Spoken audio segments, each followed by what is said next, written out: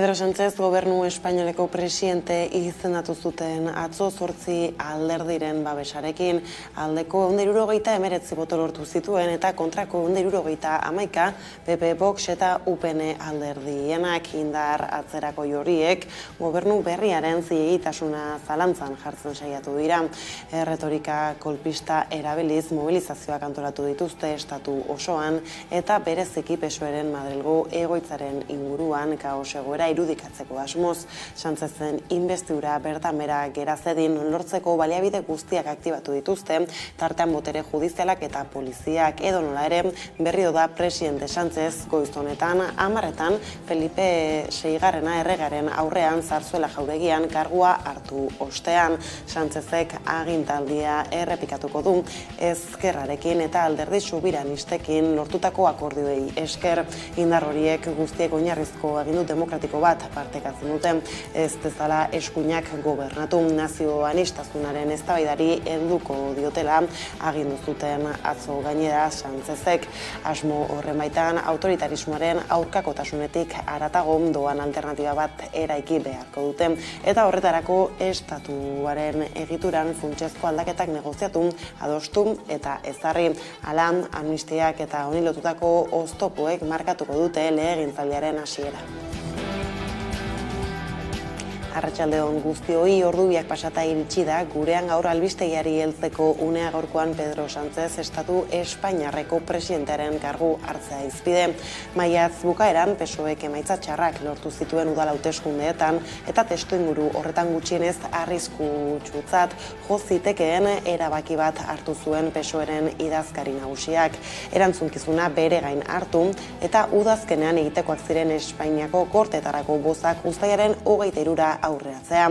Autu hori egin eta ia 6 hilabete geroago, PPk eta Voxek ateratako zarata eta egindako mehatxuak gora bera, Espainiako gobernuko presidente izendatu dute inbestidura prozedurako lehen bozketan.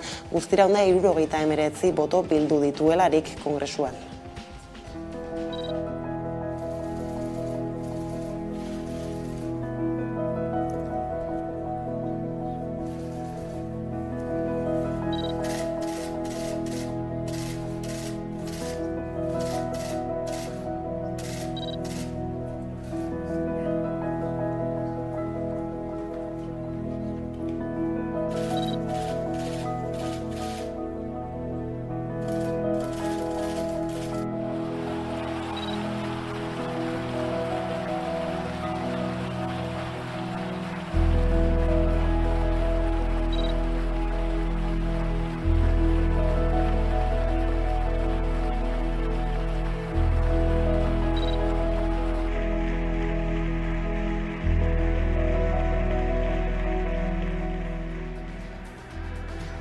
Eskuinaren erasoak eta Kataluniako alderdi independentisten eskaerak tarteko nazio auzia izan zen izpideia bakarra Pedro Sánchez sozialisten hautagaiaren inbestidura saioaren lehen jardunaldian eta bigarren egunean ere estatuaren izaera plurinazionala izan zen protagonista. Hain justu ere Euskal Herria Bilduk eta EAJak auzi horretan egin dute indar, bakoitzak bere esparrutik eta Euskal Herria Bilduko eledun Mertxe Aizpuruari emaniko erantzunean jarduneko gobernu buruak berak ere konpromisoa adierazi du lurralde ereduari buruzko eztabaidari heltzeko. Un bloque histórico que debe abordar los retos que supone la apertura de un debate sereno, ambicioso y profundo que aborde la plurinacionalidad y el modelo territorial del Estado desde el reconocimiento efectivo de las diferentes realidades e identidades nacionales que lo conforman. El diálogo con su grupo parlamentario, señoría, ha sido fructífero y yo quiero reconocerlo una vez más en mis últimas palabras en esta intervención. Y tengo la convicción de que también lo será en esta legislatura que echa a andar, especialmente para seguir avanzando en las políticas sociales, efectivamente para abrir un debate sobre el modelo territorial, en el reconocimiento de derechos y en la dignificación de las relaciones laborales. Eusko Alderdi Jeltzaleak bere herria babestu eta gidatzeko ardura hartzen dau berriro. Hori bilatu dugu izenpetutako hitzarmenarekin. Nazio izateko bidean euskaldun guztien bizitza hobea izan daiten tresnak hornituz. Beste behin aurrera sasi guztien gainetik eta hodei guztien azpitik. Amnistia legeak eta Pedro Sánchezen inbestidura prozesuak olatu erreakzionario zabala eragin dute Espainian, Madrilen, PSOEren egoitzaurrean Voxek gidaturik egin diren protestetan eskuin muturraren eremuko partaide naziak, fasistak eta neofrankistak izan dira nagusi. Igandean berriz PPren aterkipean haren militantzia atera zen kalera. Bereizketa horrek agerian jarri du protesta zarago beste zerbait dagoela jokoa nork aterako etekina olatu horri. Haren aparrak Nafarroara ere heldu dira eta lehia horren oihartzunak atzeman dira. Han lehenik Voxi lotutako revuelta gazte taldeak elkarretaratzeak egin zituen iragan astean eta atzo ere Iruñeko PSNren egoitza aurrean ferrazteko protesten ildoa Iruñera erakarri nahirik.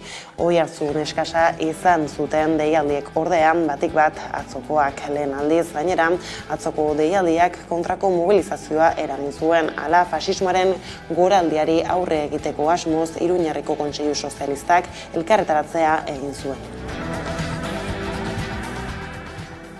Eta halako testu inguruan nazioa gara lelopean mobilizatzeko deia egin du Euskal Herria Bilduk.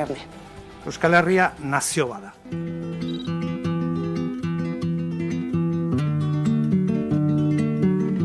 Baina gurea nazio solidarioa ere bada. Nazioa eta euskal nazioa defendatzen dugunean munduan dauden herri guztien askatasuna eta burujabetza defendatzen dugula. Momentu historiko honetan eta koiuntura zehatz honetan oso pentsamendu konkretua izango dugula eta pausa egingo dugula Palestinari gure elkartasuna adierazteko.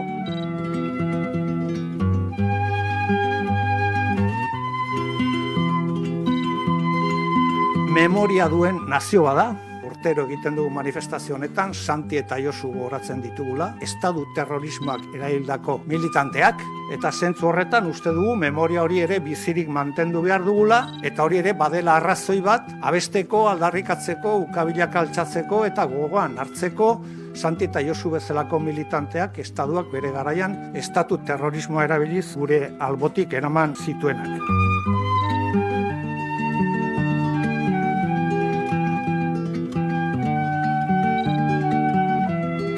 Gurearen nazio antifascista da. Datorren azaroaren 18an Zibelesen fascistak elkartuko direla eta datorren 18an Bilbon antifascistak elkartuko gara.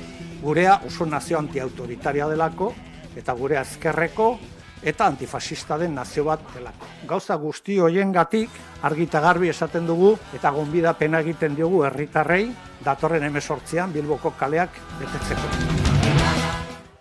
Gaizlatuta berriz, baina politika arloko gaiekin jarraiki 51 urte bete ditu aurten Nafarroako mejoramenduaren legeak, naiz eta urte guzti hauetan ez da pisuzko ezer aldatu. Nafarroako gobernuko bazkideek sinatu zuten akordioak Loravnaren berrikustea martxan jarriko zuen ponentzia sortzea zuen puntuetako bat, bada gaur osatu da formalki batzorde hori.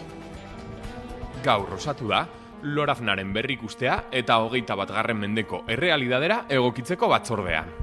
Geroa bai, Kontigo Zurekin eta PSNren akordio programatikoan jasota zetorren proposamena, pasaden urrian erregistratu zen formalki parlamentuan, eta gaur batzordea osatuko da eta karguen aukeraketa izanen da.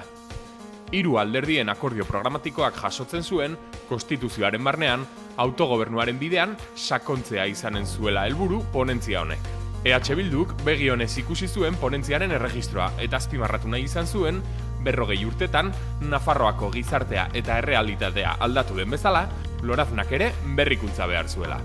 Gogoratu behar dugu, Loravnak 41 urteen bete dituela aurten eta bere historian zehar apenas ez duela izan aldaketarik.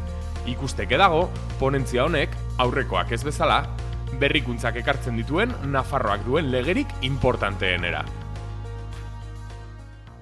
Aldiz lan gatazketa Nafarroatik mugitu gabe, urriaren 19an bulegoetako langileen sektoreak mobilizazio historikoa egin zuen 2020tik lan hitzarmenaren negoziazioak patronalak blokeatuta dituela salatzeko. Bada gaur LAB, Comisiones Obreras eta UGT sindikatuek prentsaurreko batean adierazi dute egoera ez dela aldatu eta horren aurrean mobilizazio berriak deitu dituzte azarorako adi-deialdiei. 2020 urtetik luzatu den negoziazioaren ostean, historikoki desmobilizatua izan den bulegoetako langileen sektoreak mobilizazio jendetsua deitu zuen pasaden urriaren 19an. 600 bat pertsona elkartu ziren, haien lan hitzarmenaren negoziazioaren blokeo egoera salatzeko. Hilabete pasa ondoren, ELA Lab Komisiones eta UGT sindikatuek salatu nahi izan dute, patronalak hitzarmen berriaren negoziazioa blokeo egoeran mantentzen duela.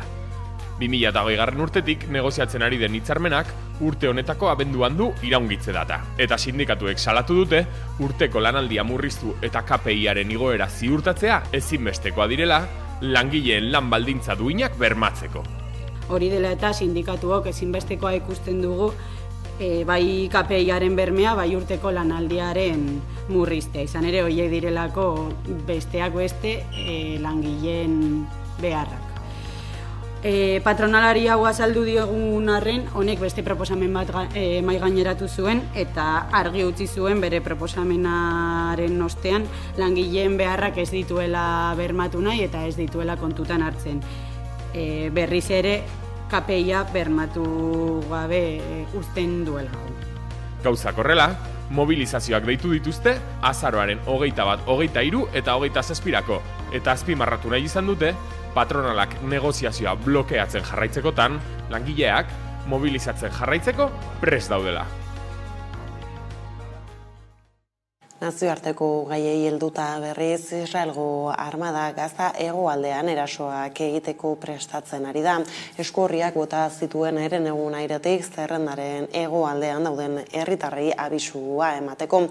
Khan Yunis ekialdean daudenei ohartarazi die mendebalderantz joateko. Hau da, Israelgo mugatik urrutiratzeko eta hala aditzera eman du erasoa handik hasiko dutela.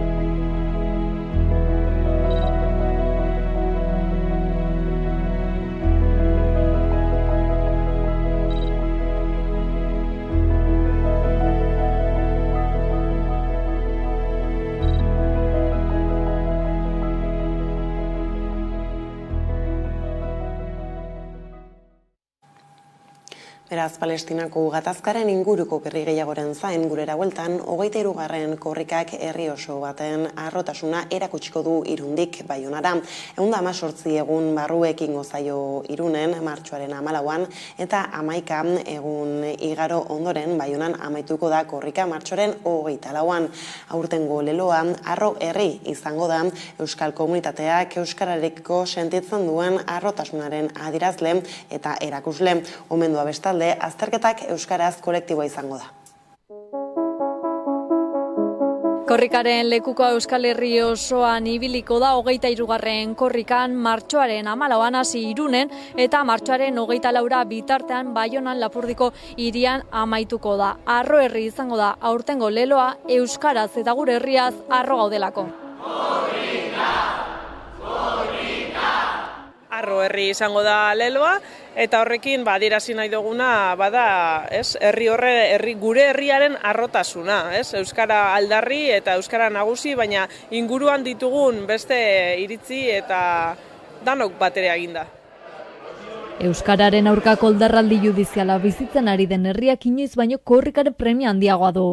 Beharra dago, beti dago korrikaren beharra. Ez da guk esaten dugu 1980 hasi ginenetik, helburuak berdinak direla eta ondorioz beharra badago, argi dago azararen 4ko manifestaldian ikusi izan, badagoela herri bat, harro dagoena, baina ez konforme.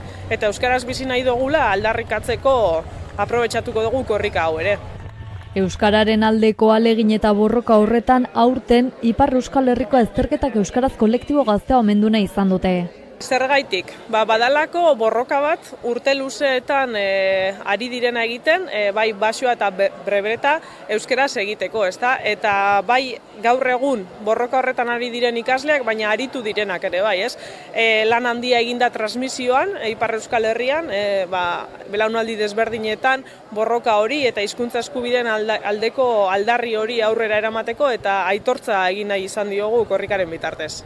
Ostera 23. edizio honetan erronka txiki batzuk izango dituzte, tartean berrikuntza gisa aplikazio berria aurkeztu dute. Gaur aurkeztu dugu adibidez APP berria eta korrika laguntzailearen kanpaina ere, eta horre pausu bat aurre egin nahi izan dugu, eta plastiko gutxiago erabiltzearen aldeko apustua eta erronka txiki batzuk hartu ditugu.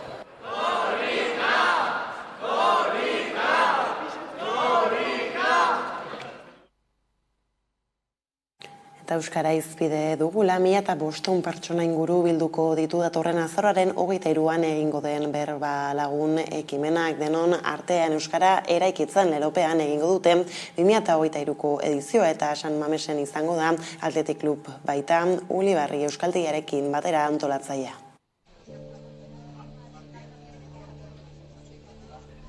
Denon artean Euskara eraikitzen lelopean egingo dute 2023ko berbalagun 10. edizioa San Mamesen. Athletic Club Ulibarri Euskaltegiarekin batera izango da aurtengo antolatzailea.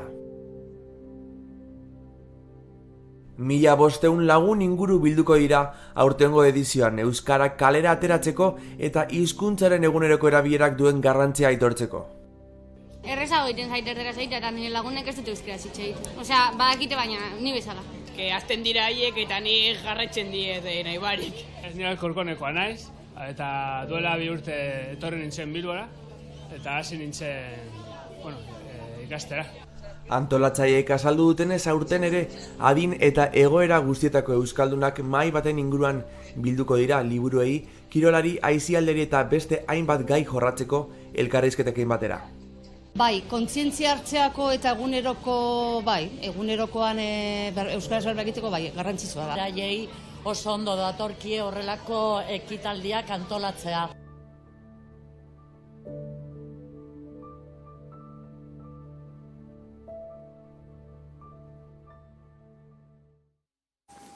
Aipatutakoak ala Bizkaitik Arabara egingo dugu salto orain, izan ere pasaden aste artean Arabako Foru Gobernuak bere historiako aurrekonturik altuena aurkeztu zuen.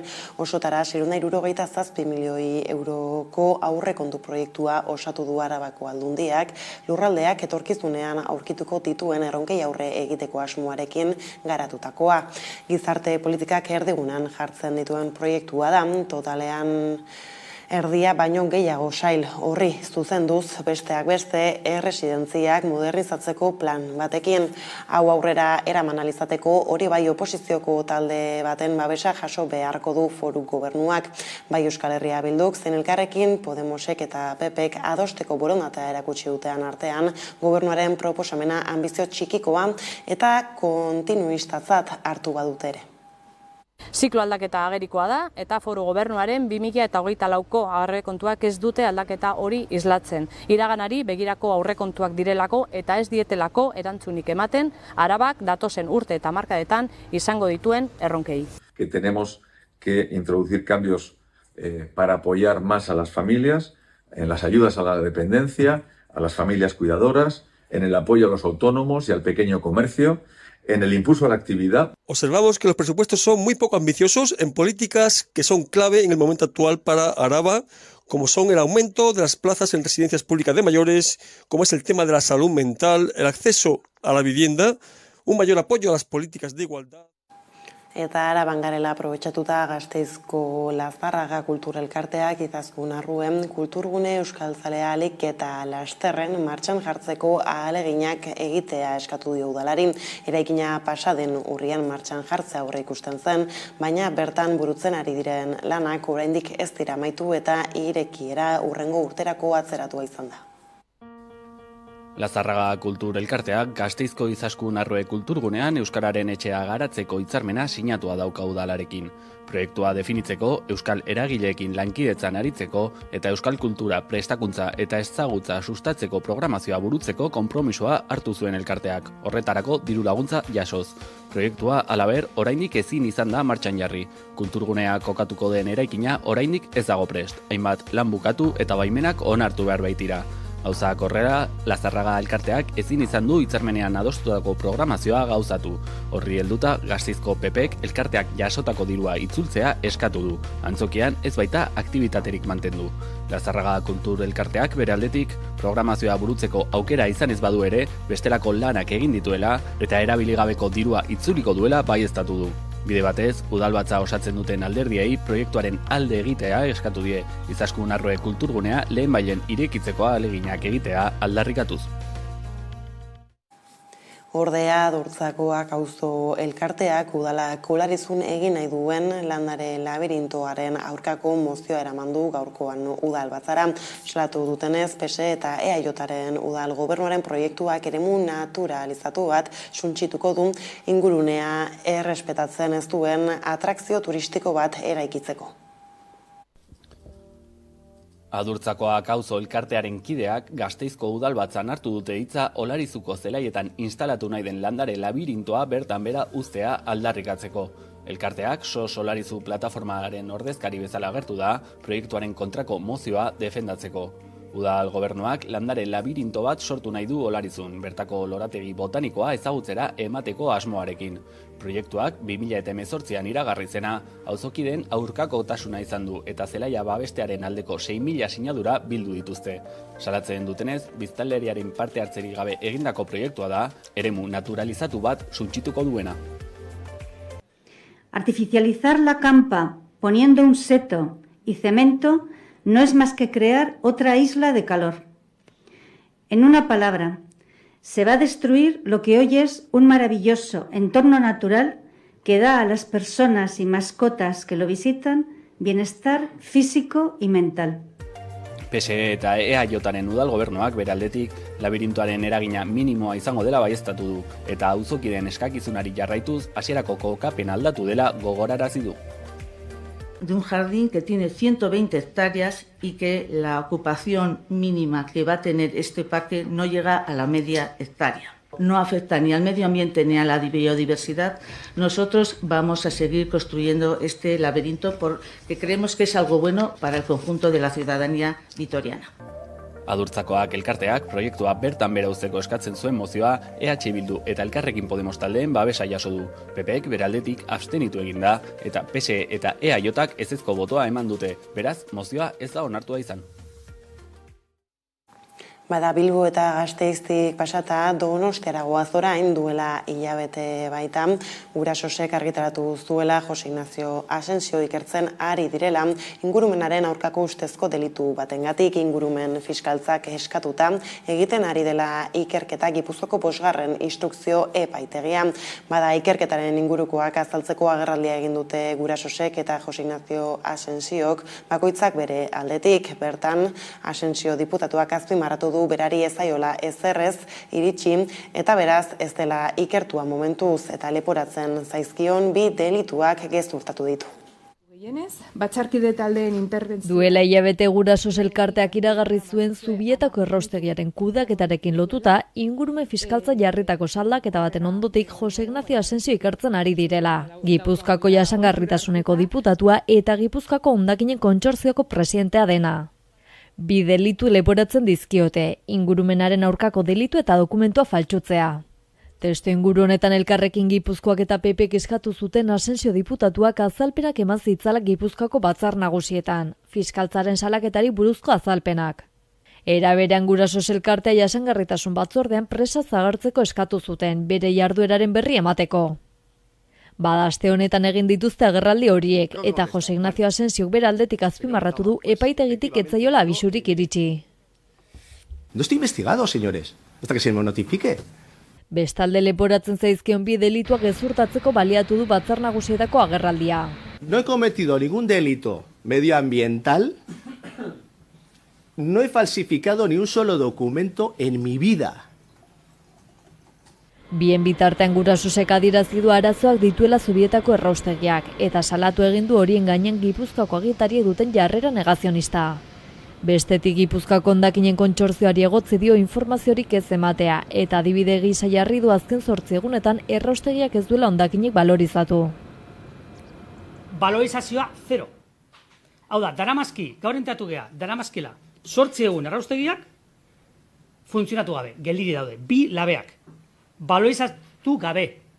Ez dakigu zer gertatzen nahi dan. Horren aurrean Asensiok erantzun du normala dela noizbehinka instalazioa gelditzea, egin behar diren kontrolak direla eta edo beste arrazoi bat dela medio. Hori ala arazoa zin litzateken galdetu du.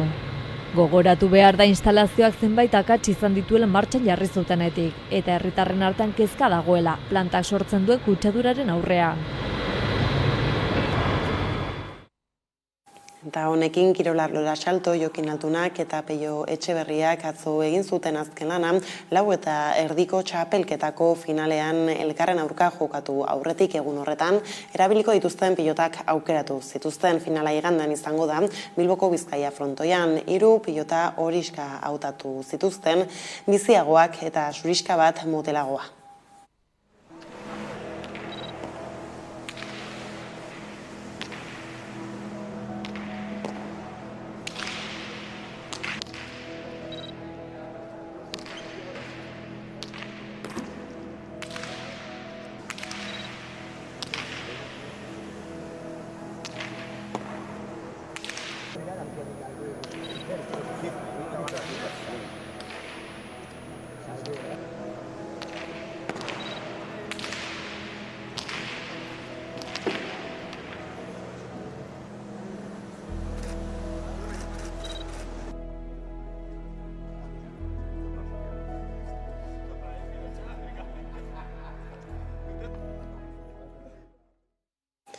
Eta kulturan Durangoko Azokak 60 euskal abesti biltzen dituen playlist bat kaleratu berri du. Abesti gehiago batuko dizkiote zerrendari datozen asteetan. Anartean, lehen 60 abestiekin osatutako playlist hori Azokaren webgunean eta Badok atarian ere egongo da eskuragarri.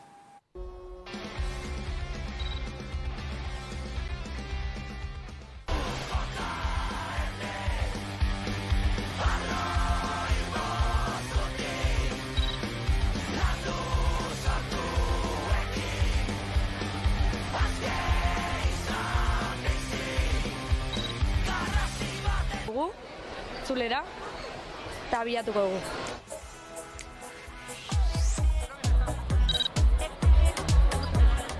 Aukera hau de una bestie da.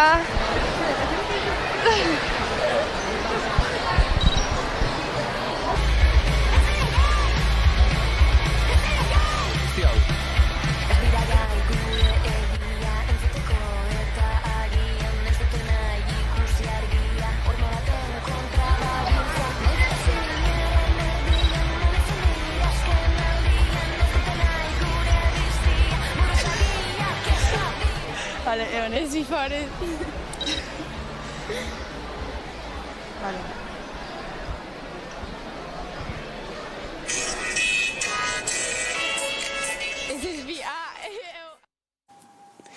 Baso egin zen artista zendu eginda Agustin Ibarrola margolarin eta eskultorea hilda hain zuzen ere.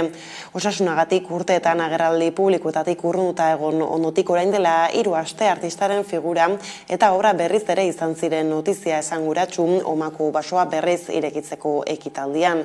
Notizia bestelakoa da gaur, ordea gaur izan baitan haren heriotzaren berri. Arrasto eta ondare handia utzi dituzte haren begiradak eta eskuek edo nola ere, heriotza aurrean zuelarik heldu zaio Euskal Herriaren aitortza Ibarrolari. Hainbat urtez ez zitzaion bat ere erakusketarik eskaini artistari eta injustu azken 5 urteotan erdietsi du haren izenak presentzia arte albisteen artean esaterako 2020an ari eskainitako 2 atzera begirako zabaldu zituzten Bilboko Horrekalde aretoan eta hiri bereko Lumbreras galerian 2021 batean Bilboko Arte Ederren Museoak Ibarlaren Gernika obrari eta haren testuinguruari buruzko erakusketa zabaldu zuen. Bada bihar papera ardatz erakusketa inauguratuko duten Durangoko Arte eta Historia Museoan artistari omenaldi gisa ezaldu.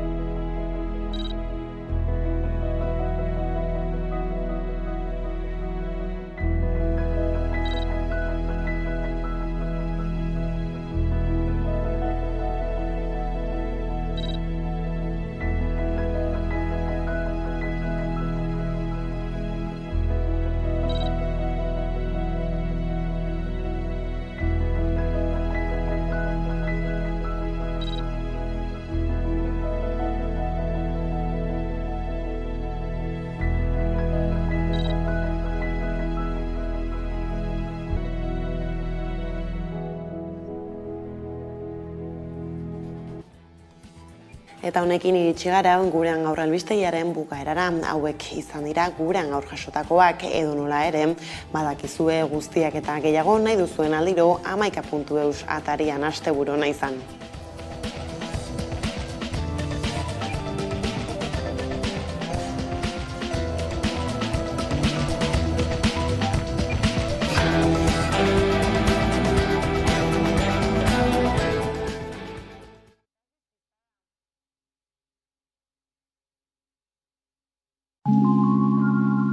Mimoz prestatutako plazerrak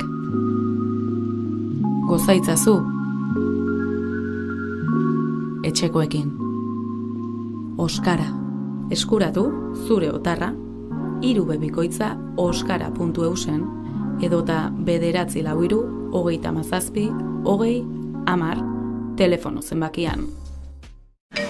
Nik ez dut inoiz izango urreko mugikor bat. Inoiz ez dut estreinatuko mugikor bat euro baten. Black Fridayn eskuratu honor bosge bat hilean euro baten truke zuntzarekin eta mugikorrarekin Euskaltelera etortzeagatik. Eta bezeroa bazara ere bai. Euskaltel, zer nahi duzu bihar?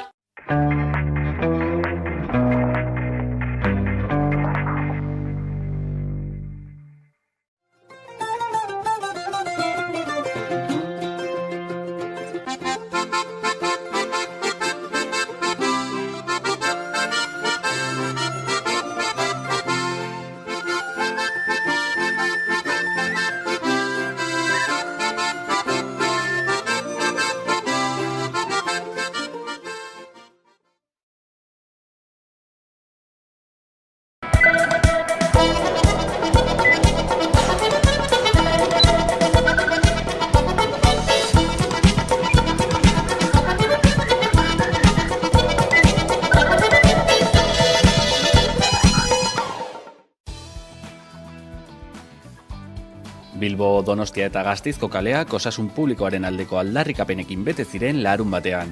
Osasun publikoa aurrera plataformak deitutako manifestazioek 75 eragile sozial, auzo elkarte, sindikatu eta alderdien babesa izan zuten eta mobilizazio jendetsuak lortu zituzten.